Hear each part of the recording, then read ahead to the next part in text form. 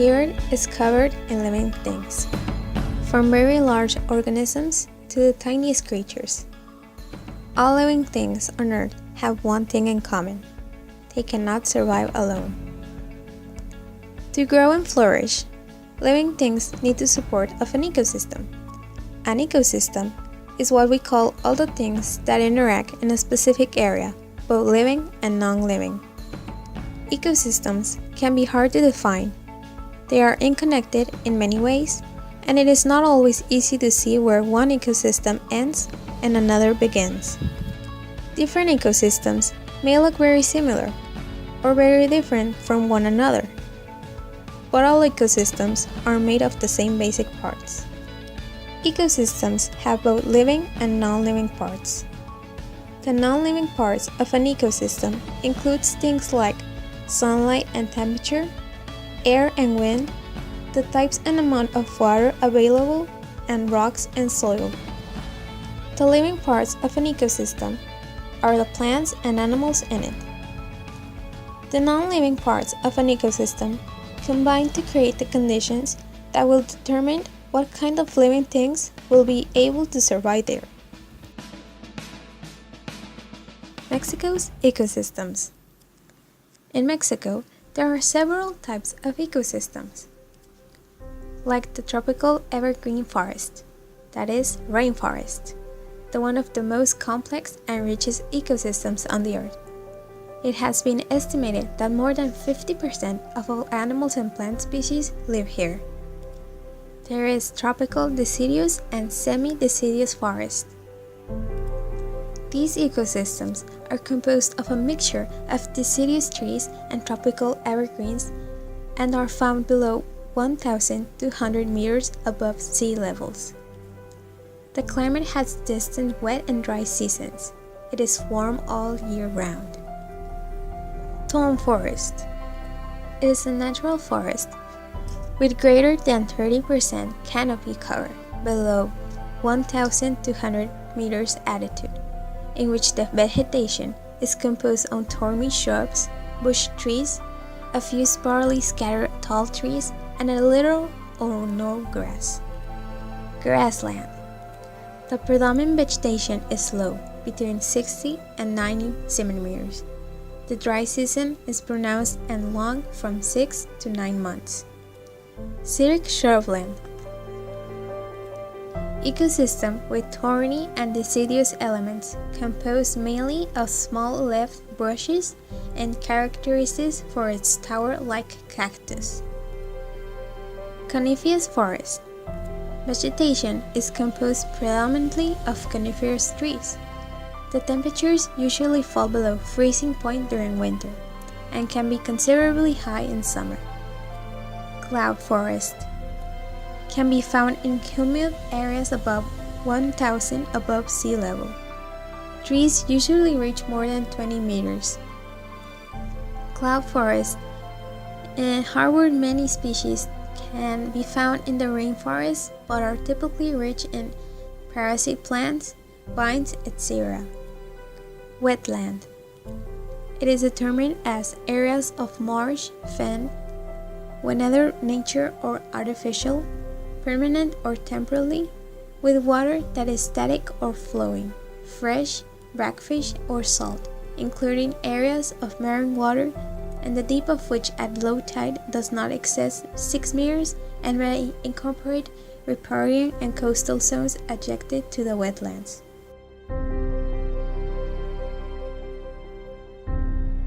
Habit. A habit is the behavior pattern acquired by frequent repetition on physiological exposure that shows itself in regularity or increased facility of performance. In biology, is about the shape or behavior of animals and plants.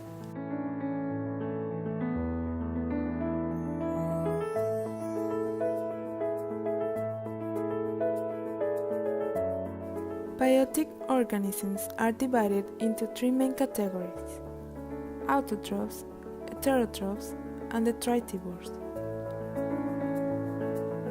Autotrophs are defined as being living things that can self-feed. Plants and algae fall into this category because they can feed themselves. Heterotrophs consume the forest ecosystem around them. They might be omnivores, herbivores, or carnivores, but they rely on what's around them for food. The tritivores are the decomposers. They are like the cleanup crew to both other categories because they can eat dead things. And abiotic organisms are non-living things. Everything in a forest ecosystem that is not living falls into this category. This includes both big categories like habitat and objects like rocks, sticks, or soil.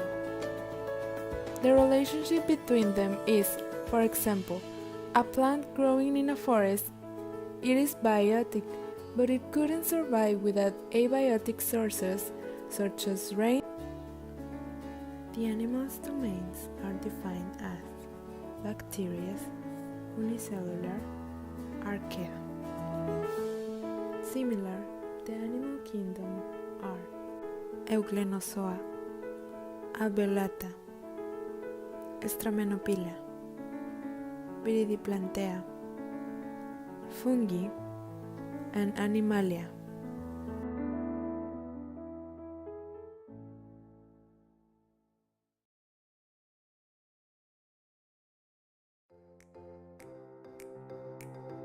Biodiversity is the variability among living organisms from all sources, including terrestrial, marine, and other aquatic ecosystems and the ecological complexes of which they are part.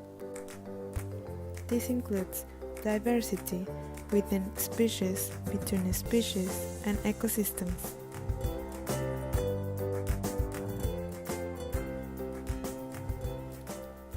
Climate change is the significant and lasting change in the statistical distribution of weather patterns over a period ranging from decades to millions of years. It may be a change in average weather conditions or in the distribution of weather around the average conditions, for example, more or fewer extreme weather events. Some causes of this problem are: there are several greenhouse gases responsible for the additional warming of the atmosphere. Most come from the combustion of fossil fuels in cars, factories, and electricity production. Methane released from landfills and agriculture. Nitrous oxide from fertilizers. Also, gases used for refrigeration and industrial processes, and the loss of forests that otherwise would have stored CO2. Some of the consequences of this problem: if the earth gets hotter, some of these changes will happen. Sea levels will rise due to the melting of glaciers and sea ice. Cities on coasts will float. Places that usually get lots of rain, snowfall, might get hotter and drier. Lakes and rivers could dry up. Less water will be available for drinking, shower, agriculture, and food production. Many plants and animals might become extinct. Hurricanes, tornadoes, and other storms caused by changes of heat and water evaporation may get more common.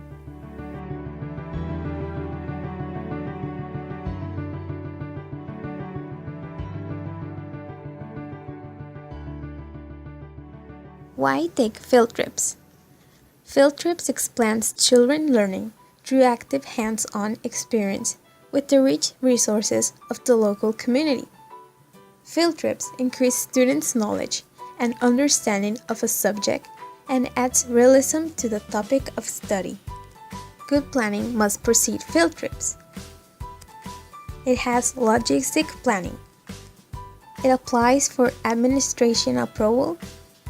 having bus transportation reservation, arrangements for meals or snacks, having a schedule of the day, arrange special equipment like supplies, cameras, films, collecting the money, having parent permission, having like data of the location, cost, clothing for the trip, money needed, trip schedule, having medical prescription if need, and having the parent's signature.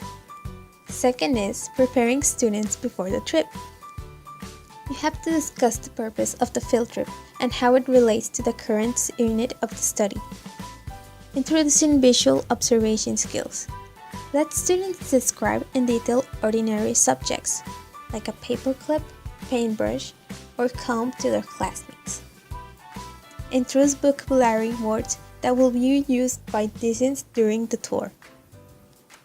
Show photographs or posters of the field trip site or related to exhibition will be viewed.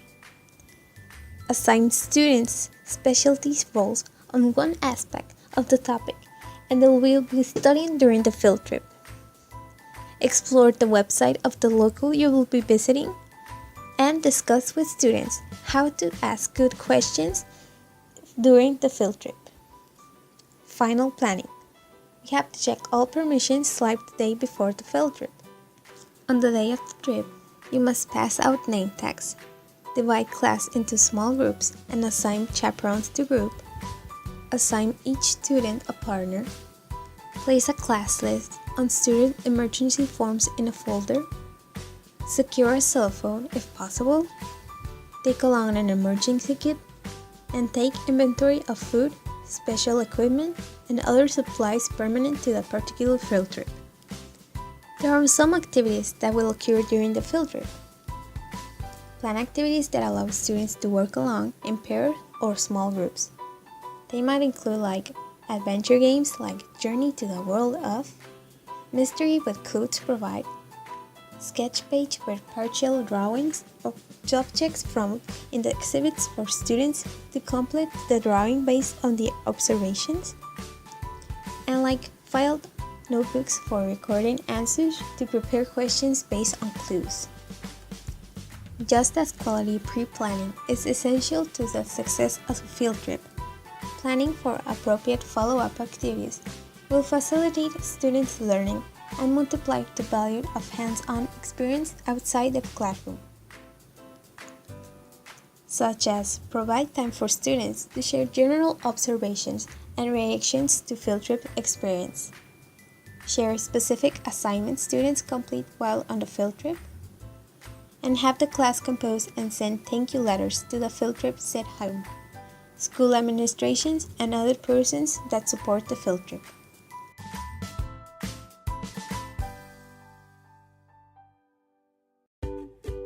The things we learn in the field trip. Chickens must be in a quiet place when they are born. New plants that we didn't know they exist. About the life of the animals we eat, like the pigs. Flies like the cow's skin because of the milk they produce. Goats and ovnis are similar. They have 4 species of rabbits in the farm. One of the Mexican species of rabbits is called chinchilla.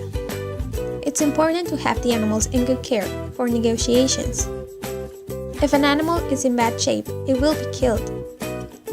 And all animals have to pass all kinds of examinations so they can see if they're healthy.